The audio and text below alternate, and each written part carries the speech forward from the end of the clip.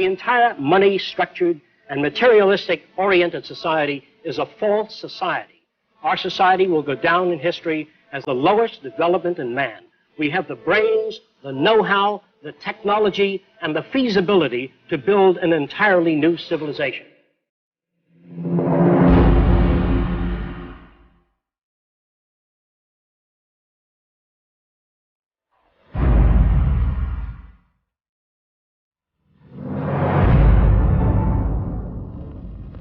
It was living through the 1929 Great Depression that helped shape my social conscience. During this time, I realized the Earth was still the same place. Manufacturing plants were still intact, and resources were still there, but people didn't have the money to buy the products. I felt the rules of the game we play by were obsolete and insufficient.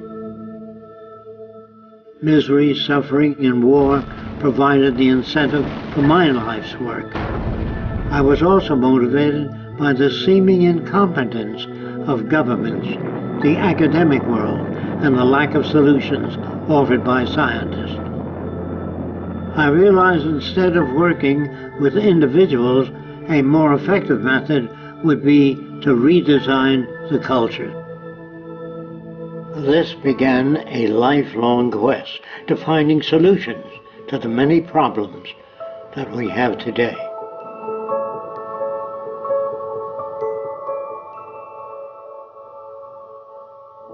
This presentation is a feasible plan for social change that works toward a peaceful and sustainable global civilization where human beings, technology, and nature coexist. It outlines an alternative to strive for, where human rights are not only paper proclamations, but a way of life.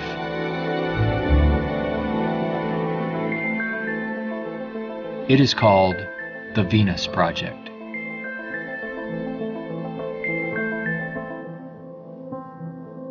Its founder, Jacques Fresco, calls for a straightforward redesign of the culture in which war, poverty, hunger, debt, and unnecessary human suffering are viewed not only as avoidable, but totally unacceptable. It is becoming increasingly obvious that anything less will simply result in a continuation of the same problems we face today.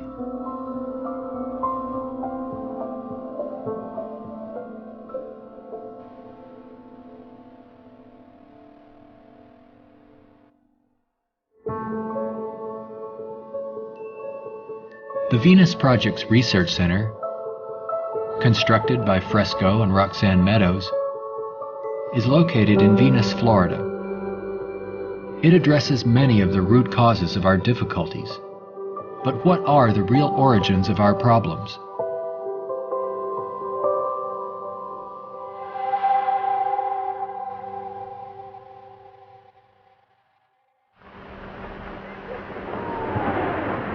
At present, we are left with very few alternatives, since we're on a collision course of our own making.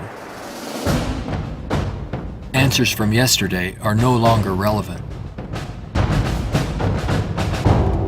Considering the damage already done to the environment, we are rapidly approaching a point of no return, where nature will dictate the course. Either we continue as we have, with outmoded social customs and habits of thought, thereby threatening our future, or we apply a more appropriate set of values, relevant to a sustainable society, with more opportunity and freedoms. Americans have been conditioned in their kind of society to get a different kind of car next year, to buy a new television set or a tape recorder. We are radical as hell, but our political and social institutions have not changed. And this is where we are stagnating, because we always equate any new idea with communism or regimentation, because we've been brought up to fear that which is new. None of the world's economic systems, socialism, communism, fascism, or the free enterprise system have eliminated the problems of elitism, nationalism, racism, and most of all, scarcity. These are all based primarily on economic disparity. When money is used to regulate and distribute resources for profit, and people and nations are out for themselves, they will seek advantage at any cost. They do this by maintaining a competitive edge, or through military intervention. War represents the supreme failure of nations to resolve their differences. From a strictly pragmatic standpoint, it is the most inefficient waste of lives and resources ever conceived. Most wars are for the control of resources and maintaining your position of differential advantage. They're not based on the dignity of man. They're not based on elevating human beings. It might elevate the human beings in the country that's the victor. It might do that. But as far as the rest of the world goes, the price is enormous. This crude and violent attempt to resolve international differences takes on even more ominous overtones with the advent of computerized nuclear delivery systems and deadly biological and chemical weapons.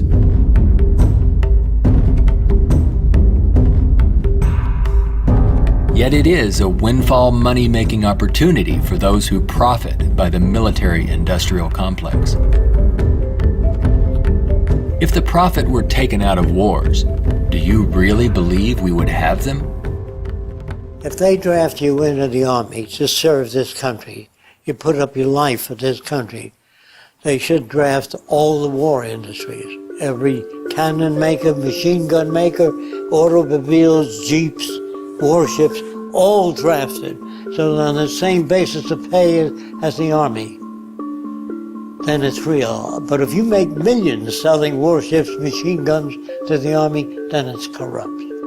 I would, if I had my way, if we had millions of men in the army, I'd send them to school to become problem solvers, how to get along with other nations. That's what we have to do, not kill. When soldiers are just killing machines, they're trained to kill. I would train them to be able to go to Mexico and bridge the difference, and go to the Arab world, see if they can bridge the difference. So bring them all together, all the nations. War is not the only form of violence imposed upon people. There is also hunger, poverty, homelessness, and unemployment. The acceptance of these conditions as expressive of human nature is a myth used to keep things as they are.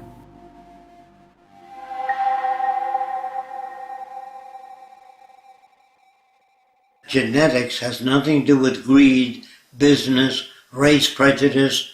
All of the operant systems in any society are part of your education, the books you read, the role models you follow, and the people you admire. The genes have nothing to do except with the color of your eyes, the shape of your nose, perhaps inherited features.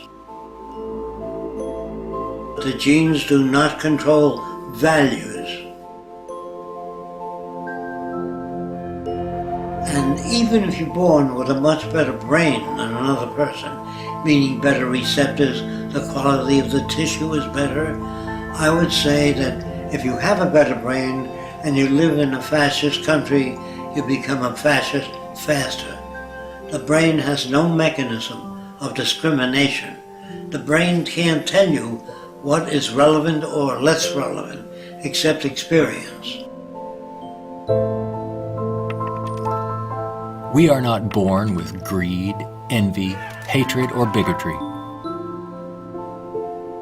Our behavior and values are reflective of the culture we are exposed to.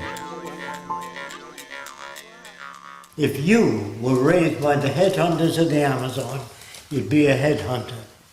And if I said to you, doesn't it bother you to have 5 shrunken heads? You say, yes, my brother has 20. So, is he nuts? No, that's normal to his culture. social and environmental problems will remain insurmountable as long as few nations control most of the Earth's resources, and the bottom line is profit over the well-being of people. Putting profit first results in unnecessary suffering and aberrant behavior prevalent today.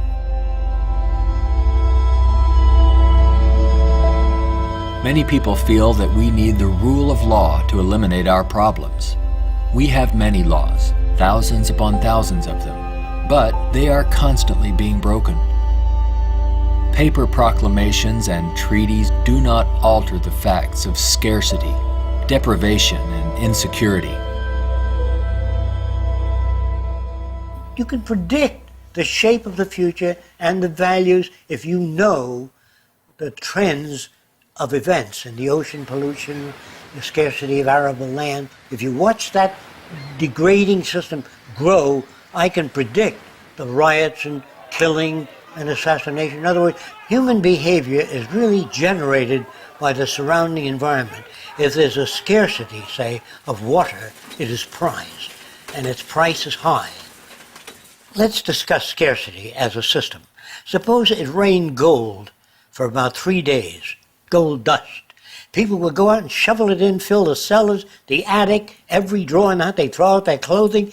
If the rain kept up for a year, so the gold was all over the place, people would sweep it out of the house, take their rings off, throw them away, and so human behavior undergoes change to that condition.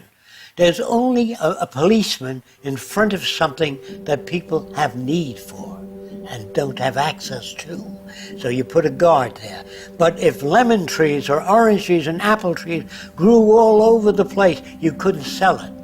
If you landed on an island that was so abundant with resources, you had 10 people, there were 1,000 fish for every person if you wanted it. There were 10 times the amount of breadfruit and bananas, money would not come into existence. Private property would not come into existence. If the island was big enough, there were 10 people, there were 8,000 acres. No one would give a damn about staking out this particular area. There are patterns of behavior that promote survival. There are social conditions that change our values and outlook. No one can write a constitution of required behavior without consulting the environment. So we'd better take care of the environment, we'd better take care of one another, and we'd better educate people to the highest possible levels of our ability in order to have a society. Even a peace treaty cannot prevent another war if the underlying causes are not dealt with. Maybe what is needed are ethical people in government who will work towards everyone's well-being. But even if the most ethical people were elected to high positions and we ran out of resources, there would still be lying, cheating, stealing, and corruption. It's not ethical people that are needed, but rather a way of intelligently managing the Earth's resources for everyone's well-being.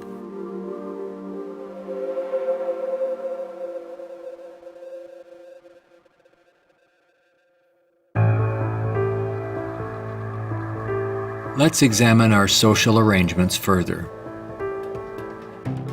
To maintain our economy, products must continuously be sold. To assure this, they are deliberately designed to wear out and break down.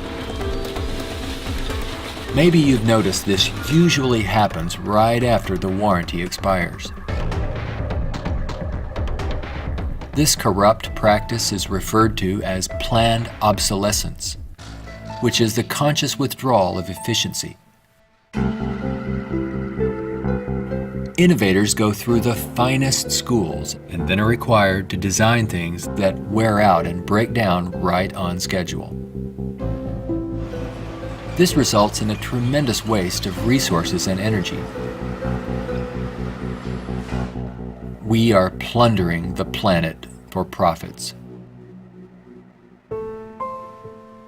If you think about it, it isn't a job people want, but access to what their paycheck will bring. Money does not represent anything real, and there's no gold, silver, or resource to back it up. You can't eat money or build a house of it. It's not even related to our real capacity to produce goods and services on this planet. The monetary system has been handed down from centuries ago, and we continue to use it without questions.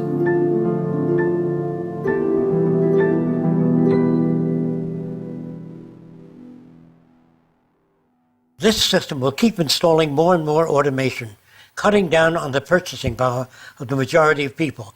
There will come a time called the Gaussian curve, where employment is that, production is this, and purchasing power is that. The system stops. Banks fail, nothing works anymore. We're moving in that direction very rapidly. We have finally gotten to a place in 2011 where it's becoming obvious that the machine has beaten the man. We're incredibly productive with far fewer people. We are more productive. We are more productive as an economy than ever before. An iPad app we can do need more less than workers. 4 people. Just that there are fewer jobs. The jobs that do exist now can have lower wages because of obvious reasons. A lot of people looking for a small number of jobs. The wages go down. That has huge impacts on the middle class and ripples out from there. We're moving towards social collapse. I think this is going to happen all over the world, not just here. And it doesn't require the overthrow of the government. It just requires that you let it alone. It'll overthrow itself. If you control the media, you can calm people down. But if the majority keeps getting laid off, they don't have purchasing power, the system collapses. It doesn't work anymore. They invade. It's already happening. This country is already insoluble.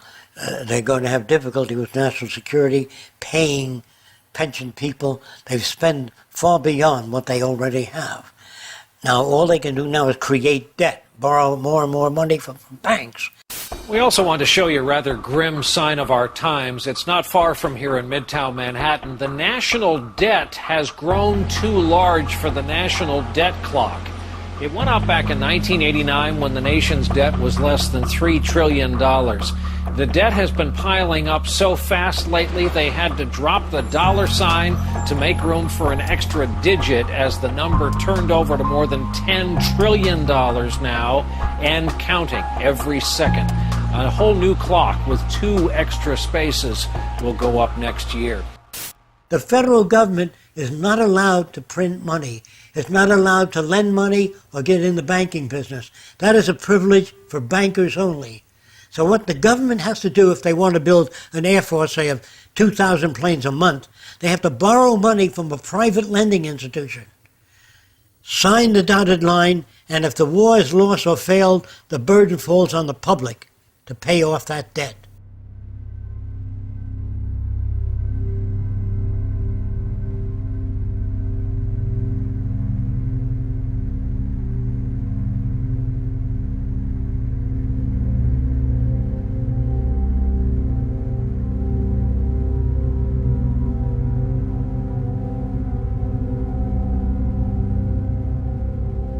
We find ourselves and our social constructs in a transitional state, a matter of social evolution. If we want to make it through these turbulent times, we must be able to adapt to change. All things change, including our social systems. Albert Einstein stated, "We cannot solve problems by using the same kind of thinking we used when we created them." Earth is still abundant with resources. Our practice of rationing resources through monetary control is no longer relevant and is actually counterproductive to our very survival. Today, we have highly advanced technologies, but our social and economic system has not kept up with our technological capabilities, which could otherwise easily create a world of abundance for all, free of servitude and debt. How can this be possible? There is not enough money to feed or house all people on this planet, let alone accomplish these more ambitious ends. But Earth has more than enough resources to meet the needs of all people, but only if managed intelligently.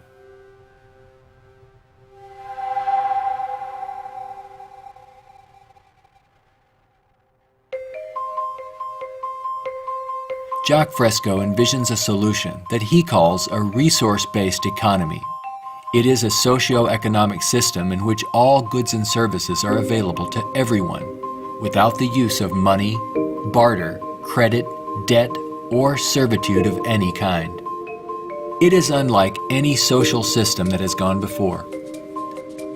Fresco arrived at this direction through 75 years of study and experimental research.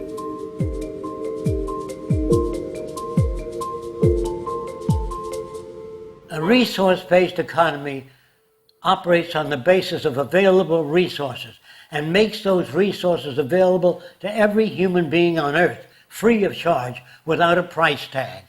So we have today more than enough resources to build a far more advanced society. I'm not talking about limited handouts so that people just get by. I'm talking about a very advanced civilization. We have the resources, we have the technology, all we have to do is apply it. One of the main aspects of the Venus Project is to eliminate scarcity. This is where the technology comes into play. Because if we set up a resource-based economy and some things are scarce, it won't work. If you set up a resource-based economy in a society that has no resources, it won't work. So today with our technology, we can make things available. We can eliminate scarcity. We can create an abundance. As long as we can create that abundance, that will eliminate greed and selfishness and a lot of crime and a lot of aberrant behavior. A social system can be designed so that all can live fully and constructively if the powers of science and technology are directed toward human and environmental concern and overcoming the artificial scarcities of our debt-based monetary systems. All people, regardless of political philosophy, social customs, or religious differences, ultimately depend upon the same resources: clean air and water, arable land, medical care, and a relevant education. I think if you pledge allegiance to the earth and everyone on it, that'd be the way to go for the future. The human species is a single family, and the world is home to everyone. Neither nations nor people can coexist separately any longer. No more separate nations, so anyone can go anywhere. Before the states joined together, they used to stake out their territory. They used to fight. They had militias. They would fight. This is our territory. Oh no, you're intruding. When all the states joined together, the government worked out the lines of the states and they agreed, and that was the end of territorial disputes. If you want the end of war, you must declare the earth common heritage.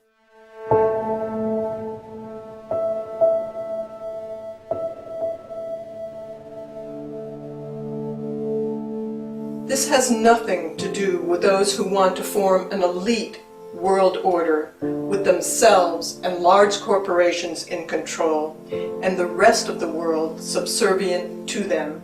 On the contrary, a global resource-based economy enables all people to reach their highest potential, where they can thrive and grow in a society that works in their behalf, a society that protects and preserves the environment as well, one that understands that we are part of nature, not separate from it.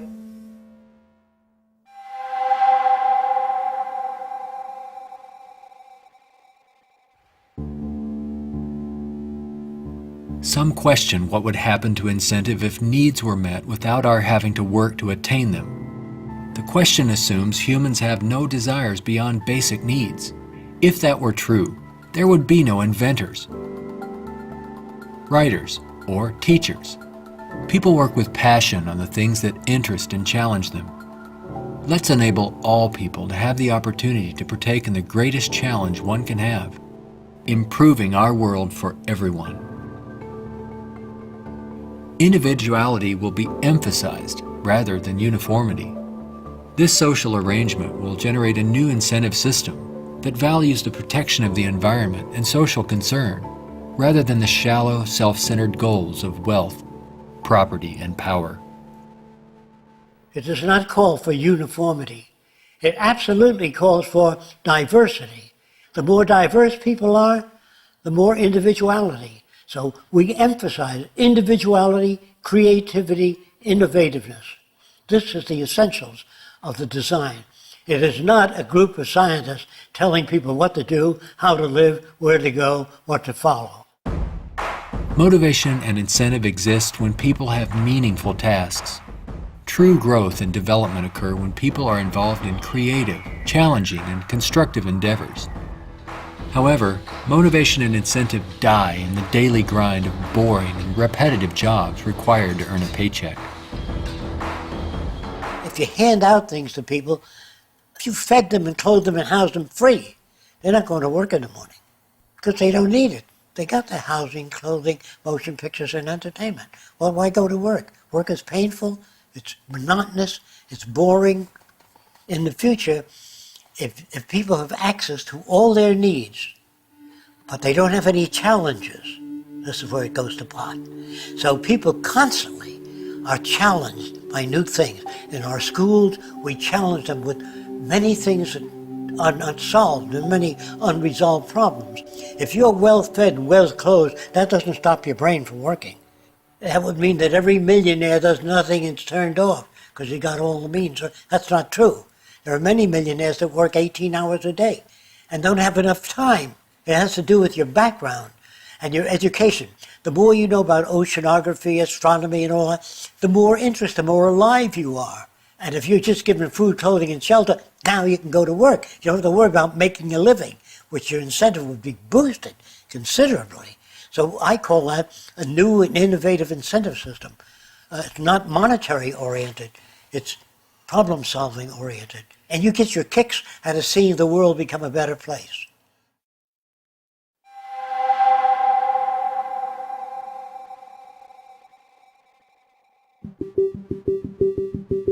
How can we use our technology wisely so that there is more than enough for everyone? To achieve this, it's mandatory that the planning for it be based on the carrying capacity of the planet's resources. Our entire infrastructure must be redesigned and operated as coherent, integrated total systems. This means we must consider our entire global community as one unit that includes everyone and plan accordingly. Only in this way can we use our technology to overcome resource shortages, provide universal abundance, and protect the environment. Therefore, a global survey is first needed to assess exactly what we have. This would inventory our physical resources, personnel, production centers, and the needs of people. This enables us to determine the amount of goods and services needed. For instance, where is the arable land to grow crops? How many people are in various locations? And what is the state of their health? This would determine where hospitals are built and how many. If you try to do that today, ask for a global resource survey of all nations, they'd wonder, what are you trying to do that for? To find if we got enough resource to fight you in armaments and other things? They would be skeptical, hesitant to give that information. So I would say it wouldn't work in today's culture. But after the ideas are put forth and the reason for it and the advantages gained by all the nations, it would have to be specific advantages that they can understand in their terms. And if they agree, then the survey would be conducted. It's not my opinion or the opinion of anyone else would be used. It's the size of the population, the availability of resources, the carrying capacity of the earth that determines what is done and how fast things move. See, today it's done on a totally different basis. But in the future, it'll all be based on a form of dynamic equilibrium. That means operating everything at the highest potential without environmental neglect. The key to achieving abundance and a high standard of living for all is to automate as much as possible in the shortest period of time.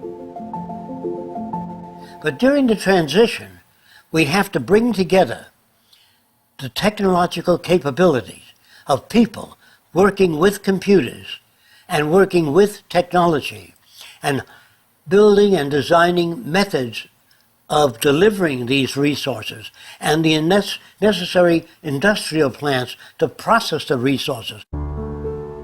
Our problems and their solutions are technical, not political.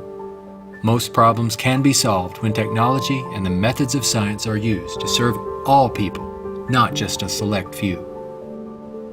But what is it that you want? You have to ask yourself, I want to live in a world where I don't have to fear that my children will go into another war, where there'll be deprivation or problems or disease. Do you know how to build that kind of world? No, I don't. Well, how do you go about building? You call upon the various divisions of science, bring them together, and say, these are the problems we'd like to solve. A scientific government doesn't mean that scientists rule or control people. It means they have better means for building transportation systems, better means for cleaning the air. They have the best means for restoring the ocean that we know of to this day. Computers can serve the needs of everyone when cybernation is ultimately integrated into all aspects of this new and dynamic culture. One can think of this as an electronic nervous system, extending into all areas of the social complex. Their function would be to coordinate a balance between production and distribution, assuring there are no shortages or overruns. In this highly technical society, decisions are based on direct environmental, human, and industrial feedback. You can think of this as electrical sensors throughout the entire environment, from cities, factories, warehouses, distribution centers, transportation networks, all over the globe, gathering data for more appropriate decisions. The decisions are based on the needs of society rather than corporate or private interests. It is not automated technology or machines we should be wary of, but the abuse and misuse of technology by selfish interests. Remember, it is people who decide what ends the machines will serve. If technology does not liberate all people for the pursuit of higher aspirations and human achievement, then all its technological potential will be meaningless. You always do a positive and negative study before you engage in the actual reconstruction of an environment.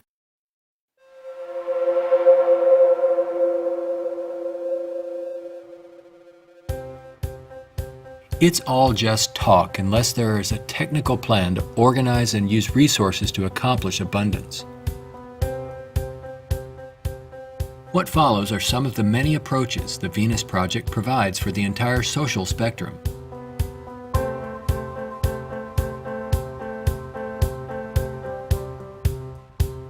Today, more than half our population lives in cities that are polluted, dangerous, and waste energy. What we have to do is design a city as a living system, as an organism, as a university, that all of the cities of the future will be university cities that grow, that continue to exchange ideas. The city will have a built-in transportation system, so there are no accidents and no unthought out areas of technology. Medicine, botany, agriculture, the total system, one planning system. It is actually better to build newer cities from the ground up than to restore and maintain old ones. Fresco uses a systems approach to designing new cities. They're desirable and pleasant places to live. The notion that intelligent overall planning implies mass uniformity is absurd. Cities would be uniform only to the degree that they would require far less materials, save time and energy, and be flexible enough to allow for innovative changes while preserving the local ecology. If we design our cities to meet human needs, you don't have most of the problems that are prevalent today. In the Central Dome, you have childcare, schools, dental care, medical care. In the production and design of the cities, we work out 1/8 of the city system, and then we reproduce it instead of have architects design each building and each structure, which is a tremendous waste of energy and talent. When working on solving the housing problem for all the world's people, construction techniques would be vastly different from those employed today. Extruded and self-erecting structures could revolutionize and speed up construction processes. These lightweight, durable apartments could be produced as continuous extrusions and then separated and positioned in place by the mega machines. The outer shells of these efficient structures serve as photovoltaic generators and heat concentrators. You don't own anything in this society. Really, people don't want money. They want access to things when they want it. And people in a society of abundance, having access to things, will really no longer begin to store and accumulate things. We recycle it, update it, make it better. Take the same materials of an old car, weighs just as much as a new car, so there are no old cars. Old cars mean danger.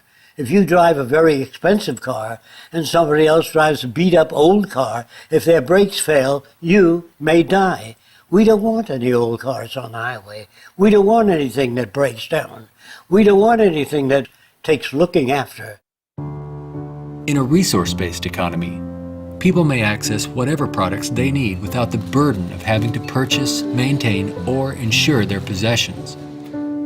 In this way, there is much more to go around for everyone, and products are always available when needed. Anything people may need is available in these outside access domes. Sculpturing materials, musical instruments, somewhat like the public library. They can go down and access a camera or a bicycle or a wristwatch. Anything that they need is available without a price tag. That would mean we must achieve a level of production that's so high that scarcity no longer exists. That will prevent almost all crime. So there's no way of segmenting or making this system just or equitable. We have to make a system that assures human rights. You know, when everybody has free access to goods and services, you don't have to fight for women's rights or black rights. It's an automatic in a society that's set up that way. You don't have to make laws, don't steal. It would bypass that behavior. Surrounding the central dome, you have the research centers. Centers that do work that's relevant to the sustainability of the entire community. As we move away from the research centers, we come to the recreational area, which has tennis courts and all of the games that people require.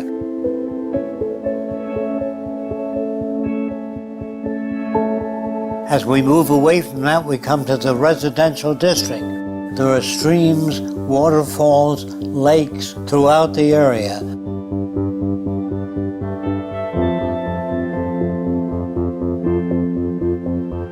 We could provide a wide range of unique homes and apartments that can be relatively maintenance-free, fireproof, and virtually impervious to adverse weather conditions.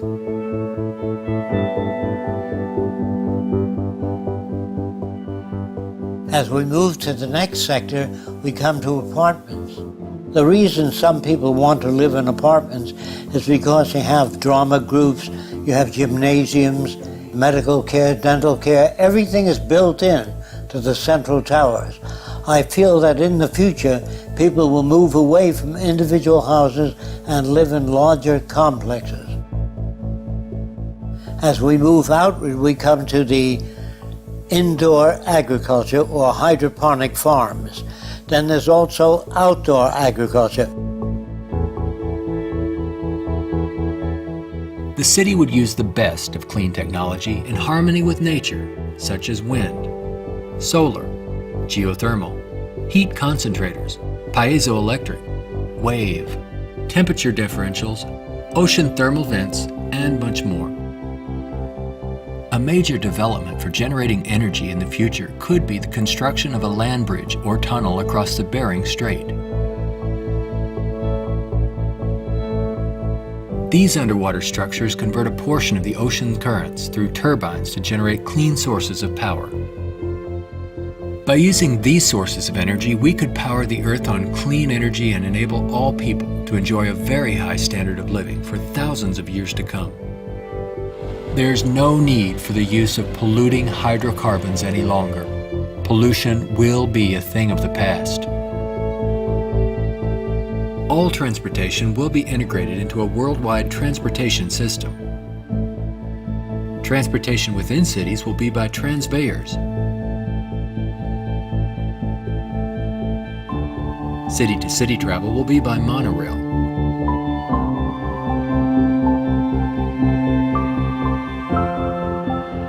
Maglev trains are utilized for long-distance travel. To enhance efficiency, this high-speed maglev train is equipped with removable sections, which can be disengaged while the train is in motion. Aircraft will display a wide range of configurations.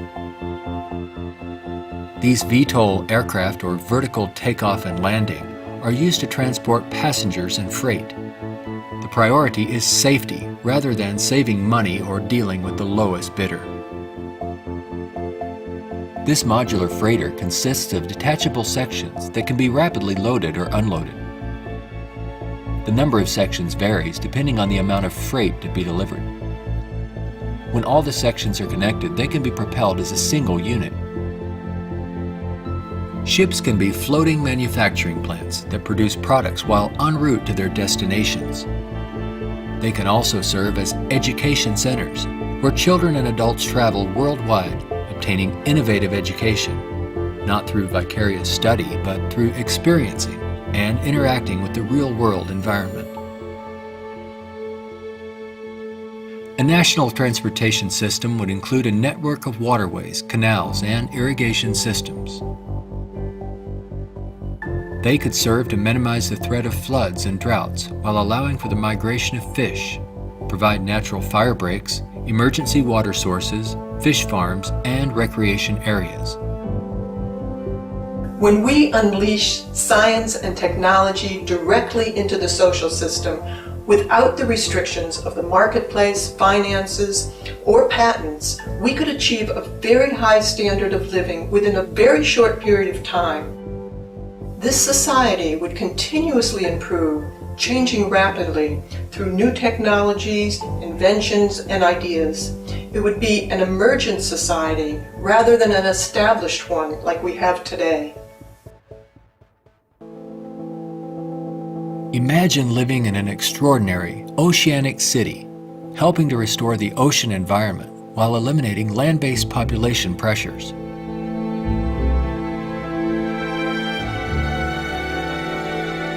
These cities in the sea may serve as universities and research centers where students study marine sciences.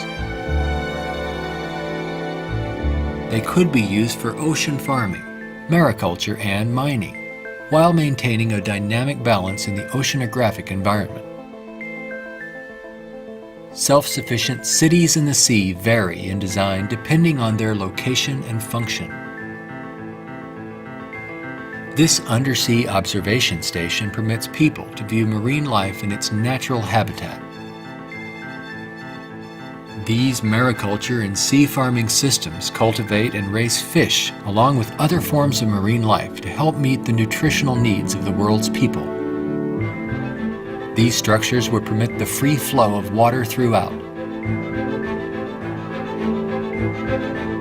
Using technology in this way would make it possible for a global society to achieve social advancement and worldwide reconstruction in the shortest time possible. Utopia, if it's ever established, will die, will stagnate. Whereas what I'm talking about, an evolving culture or an emergent culture, I have no notions of a perfect society. I don't know what that means. I know we can do much better than what we've got. I'm no utopian. I'm not a humanist who would like to see everybody living in warmth and harmony. I know that if we don't live that way, we'll kill each other and destroy the earth. This new lifestyle, while providing leisure and recreation, would also enhance knowledge and creativity for everyone. The measure of success would be the fulfillment of one's personal interest rather than the acquisition of wealth and self-centered goals. A resource-based economy would not only change our environment to make it clean, efficient, and enjoyable, but it would introduce a new value system appropriate to the direction and aims of the new innovative approach. With education and resources made available, there would be no limit to the human potential. Everyone will have the freedom to pursue whatever constructive field of endeavor he or she chooses, without the economic limitations that we face today. We are now at a time when decisions must be made if we wish to evolve from our present culture of scarcity, waste, and environmental destruction to a sustainable society of ecological concern and abundance. A nation without a vision of what the future can be is bound to repeat past errors over and over again. If we say dishonestly that man is the highest form of evolution, which you get in the school, man destroys the oceans, the fish, the atmosphere, one another, and man flies over a city, presses a button, and burns everybody in the city with nuclear weapons. Is he the highest creation of nature? Not yet, in my opinion. We've got a long way to go. We could either develop paradise on earth or oblivion, wipe ourselves out. Only the future will tell. It's what you do to make the future. We can create a world where war and want are distant memories. When all of science and technology are used within a global resource-based economy for the protection of the environment and the well-being of all, only then will we understand what it means to be truly civilized.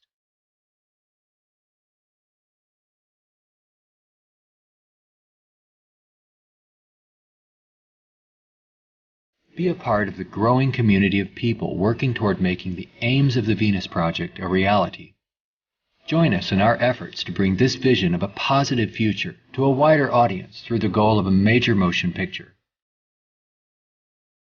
All of these things can be built with what we know today. It would take 10 years to change the surface of the earth, to rebuild the world into a second Garden of Eden. The choice lies with you. The stupidity of a nuclear arms race, the development of weapons, trying to solve your problems politically by electing this political party or that political party, that all politics is immersed in corruption. Let me say it again. Communism, socialism, fascism, the Democrats, the liberals, there are no Negro problems or Polish problems or Jewish problems or Greek problems or women's problems. They're human problems.